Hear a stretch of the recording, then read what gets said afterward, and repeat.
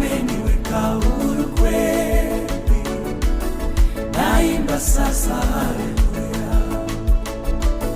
Kwa msalaba nimepata kutoka katika utumwa,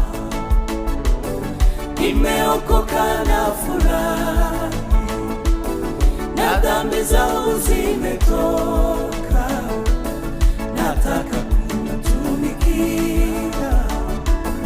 Mwokozi wangu siku zote.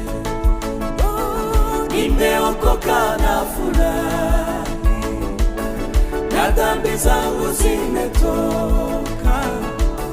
Nataka